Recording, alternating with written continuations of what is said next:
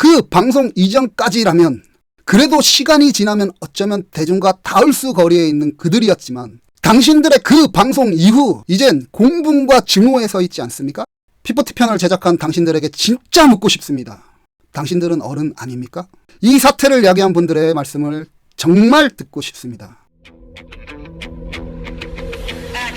사람이든 회사든 방송이든 신문이든 그것에 맞는 그것만의 모습과 위치, 의미 등이 있습니다. 평범한 대중이 탐사방송에 기대하는 것은 공공성이라는 격이고 이 격에서 중요한 것은 공정함입니다. 잠깐 이 학고 유튜버의 이야기를 하나 해볼까 합니다. 저는 이 사회에서 영향력이라고는 1도 없는 학고 유튜버입니다.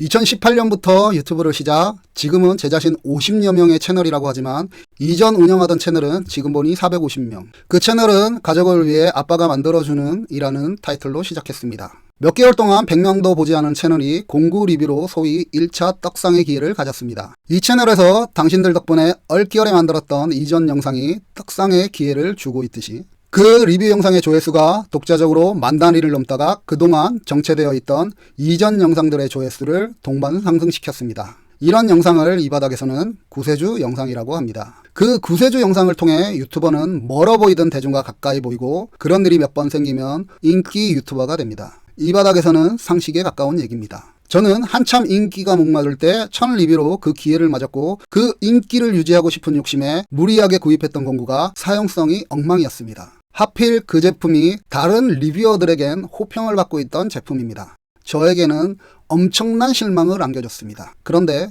하필 이게 국산 제품이더군요. 외국 제품과 비교해보니 그런 종류들은 사용성이 대충 도찐 개찐이더군요. 그때 고민했습니다. 이거 남들처럼 그냥 좋다고 거짓말이라도 해야 되나? 조회수를 엄청나던데? 지금 분명히 이게 기회인데? 차마 좋은 척은 못하겠고 그렇다고 나쁜 리뷰를 하자니 외국 제품과 큰 차이도 없는 포지션이 참 애매한 국산 제품. 저 빌어먹을 리뷰어들이 사용성을 과대포장만 하지 않았다면 그렇게 그 제품을 옆에 두고 며칠을 고민하다가 이런 생각이 들었습니다.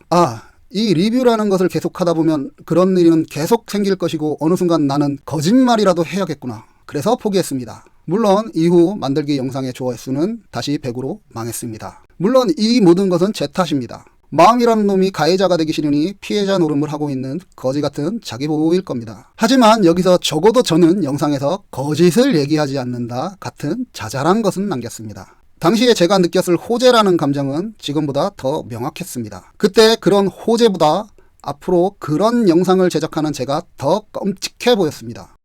이따위도 영상이라고 어쨌든 보시는 분들이 계시니까요. 이 학고 유튜버와 당신들은 입장이 다르겠지요.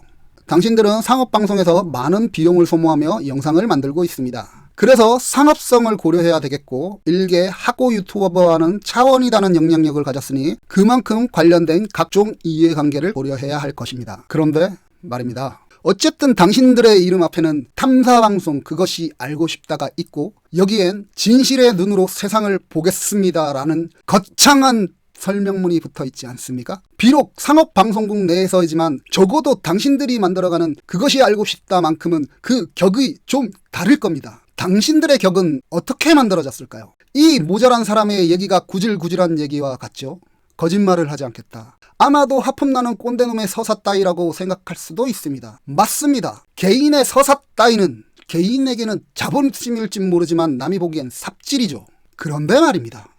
당신들의 선배는 그런 구질구질한 개인의 서사를 통해 지금 당신들이 제작하고는 그 알고 싶다의 격을 만들지 않았을까요? 그동안 비록 많은 삽질과 많은 의혹은 있었지만 그래도 그것이 알고 싶다가 가진 우리 시대의 격은 저 따위의 학고 유튜버는 감히 비교되지 않을 그런 서사를 새겼던 소중한 당신들의 선배가 이뤄놓은 것 아닙니까? 지금 분노한 많은 분들이 당신들의 프로 그것이 알고 싶다의 폐지를 이야기합니다. 그 요구와 정당성에는 공감하지만 앞서 말한 당신 선배들의 지켜온 그 격을 알기에 제 채널을 내에서 제 영상에 달린 절 칭찬하며 동의를 구하는 그 댓글에서조차 저는 동의해드리지 못하고 있습니다. 물론 그 시대의 욕망과 지금 시대의 욕망은 다를 수 있습니다. 당신들이 보기에 그런 선배들의 역사가 이따위 학고 유튜버처럼 꼬질꼬질해 보일 수 있습니다. 어쩌면 지금 세상에는 그것이 맞으니까요. 저처럼 도태되는 것보다 지위에 있는 것이 100번 1000번 나은 판단일 수 있습니다. 안 그렇습니까? 그런데 말입니다.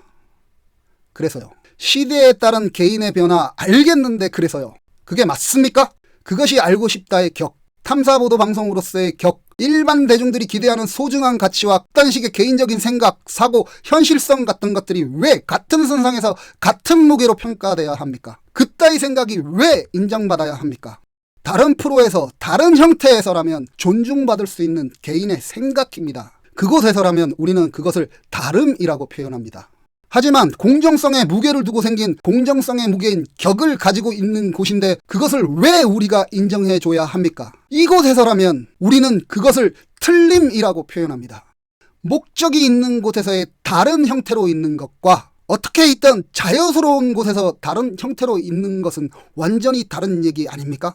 공공을 위한 공무원이 도저히 공무원으로 맞지 않는데 그런 사람이 공무원으로 있으면 자신은 개인의 월급이 생겨 좋겠지만 국민의 한 사람 한 사람 그 사람 때문에 피해를 받습니다. 우리는 저런 공무원을 다른 공무원이라고 합니까? 틀린 공무원이라고 합니까? 당신들의 방송은 때로 공정성 시비가 있을 수 있습니다. 그런 공정성의 시비가 있다면 지켜야 될 다른 공공의 공정성이 있을 때나 지켜질 수 있습니다. 지금 이 사태처럼 공정성에 대한 업계, 단체, 국민 모두가 그 공정성에 대해 의문을 제기한다면 당신들의 자세는 어떠해야 합니까? 지금 분노한 대중은 정운진 대표님에서 묻어난 품격에 같은 편에 서게 된 것이고 당신들은 대중에 드러난 그렇게 힘들게 지켜왔을 그 품격을 폄하하고 모욕했기에 저와 같은 학코 유튜버조차 이렇게 덤벼들게 되는 상태가 된 것 아닙니까? 묻고 싶습니다. 공짜로 물려받은 당신들의 그것이 알고 싶다의 격, 그 격에 대해 당신들은 얼마만큼의 무게감을 가집니까? 대중은 당신들 스스로 생각하는 딱 그만큼의 격으로 당신들을 대할 겁니다. 이것이 아마도 많은 대중들이 지금 당신들에게 묻는 일지도 모르겠다 생각합니다. 이전 영상을 제작한 후 저는 더 이상 그것이 알고 싶다에 대해 당신들에 대해 얘기하기 싫었고 더 이상 할 얘기도 없을 것 같았습니다. 그러다 지금 눈앞에 보이는 저 사진을 보며 아직 하고 싶은 얘기가 남았구나 라는 생각이 들었습니다. 케빈 카트라는 분의 플리처상을 받은 작품입니다. 이 사진을 보고 신문사의 사진 데스크에 계시는 형님과 얘기한 적이 있었습니다. 저는 그 당시 한 개의 단어를 가지고 10개의 단어로 된 문장을 창작하는 사람의 쪽이었고 그 형님은 10개의 단어로 된 문장을 단 한 개의 단어로 만드는 보도 쪽의 사람입니다. 그래서 그 형님의 사진은 빼기의 사진, 제 사진은 더하기의 사진입니다. 어느 날 이 사진을 두고 꽤 오랜 시간 얘기를 했습니다. 창작을 하며 보편적인 시각을 가졌던 저는 사진보다 아이를 살려야 하는 더하기를 얘기했고 기장의 정신이 투철하셨던 형님은 아이보다 사진부터의 빼기를 얘기했습니다. 꽤나 치열하게 서로 얘기했지 싶은데 그 형님의 생각은 변함이 없겠지만 지금 제가 나이를 먹어가면서 좀 변하더군요. 이제는 빼기가 조금씩 됩니다. 저 사진은 당시 수단을 포함 아프리카의 심각한 상황을 전 세계에 알리는 기폭제가 되었고 이후 본격적인 지원이 시작되었습니다. 지금의 분위기가 그때 만들어진 거죠. 저 사진 한 장 때문에. 이 사진을 찍은 분은 이 사진으로 플리처상이라는 자신의 생애 최고의 영광을 누렸지만 자살로 생을 다할 때까지 이 사진으로 인해 상을 위해 아이를 죽인이라는 질타와 질책을 받았습니다. 그래서 죽어갈 때까지 사진만 찍고 바로 살렸다라고 항변을 해야 했죠. 그가 이것이 트러거가 되어 자살했는지에 대한 논쟁은 아직도 있습니다. 언론인이라면 언론계에 입장하는 순간부터 보게 되는 이 사진으로 저는 당신들께 묻고 싶습니다. 굳이 치열하고 거창한 사명감을 요구하는 것이 아닙니다. 공정성.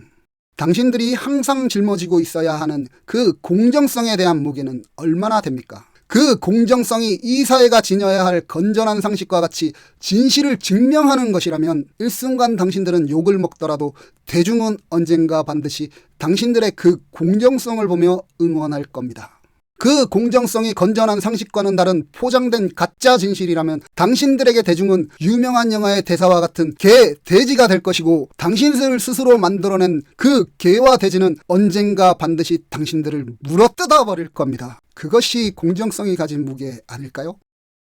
원래는 이쯤에서 다른 말, 좋은 말로 마치려고 했는데 이 내용의 원고를 쓰는 도중 당신들의 공식 사과문이라는 것을 확인했습니다. 진짜 마음 갖다 쓰는 그 내용에 사용된 한 글자, 한 단어, 한 문장, 한 문단 그 내용 전체를 1시간쯤은 질겅거리다 하수구에 뱉어버리고 싶지만 이런 분석에 있어서는 저보다 뛰어난 분들이 많으시니 참습니다. 이제 당신들에게서 좀 떠나고 싶어서요. 그나저나 당신들은 얼마나 오만하길래 그 공식 사과문에서조차 진정한 피해자들에 대한 배려는 단 한 단어도 없는 겁니까? 얼마나 사람과 사람, 자신의 위치와 대중 사이에 거리를 두고 사는 겁니까 도대체.